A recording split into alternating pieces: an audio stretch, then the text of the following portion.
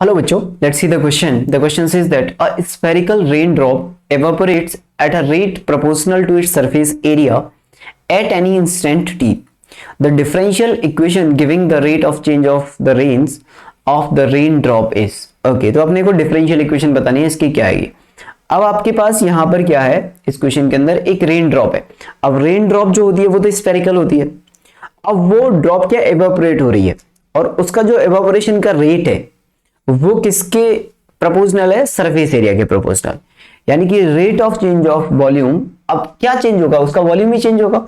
यानी कि rate of change of volume, rate of change of volume, rate of change of volume is directly proportional to surface area. Yes और no भाई, ये तो question में ही बोला है उसने कि वो सरफेस एरिया के प्रोपोर्शनल है.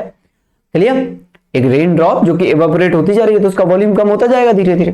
तो इसका मतलब क्या हो गया, ये आपका dv अपॉन dt आ गया. Rate of change of volume is directly proportional to surface area. ऐसे मतलब सरफेस एरिया. क्लियर. अब आपके पास स्फीयर का वॉल्यूम कितना होता है, तो वॉल्यूम ऑफ स्फीयर कितना होता है बच्चों, वॉल्यूम ऑफ स्फीयर कितना होता है is 4/3 pi r cube. Clear. और सरफेस एरिया कितना होता है इसका 4 पाई आर स्क्वायर. और ऐसे ऑफ स्फीयर कितना होता है is 4 pi r square. Yes और no. And r is the radius.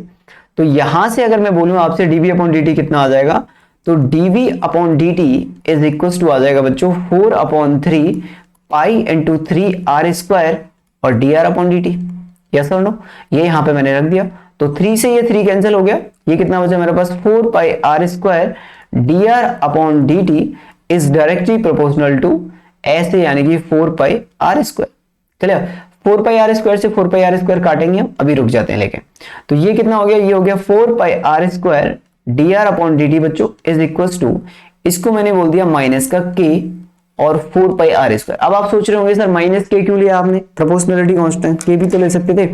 बस मैं यहाँ पे ये आपको दिखाना चाहता हूं कि वो डिक्रीज हो रहा है.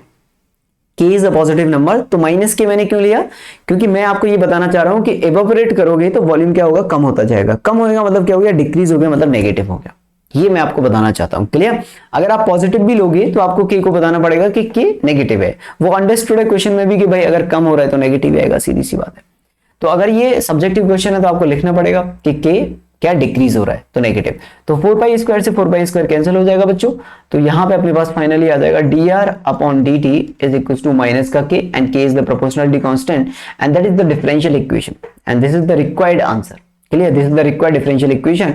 उसने क्या बोला था, differential equation giving the rate of change of the rain of the raindrop. Clear. तो आई होप आपको समझ में आया होगा बच्चों. Good luck.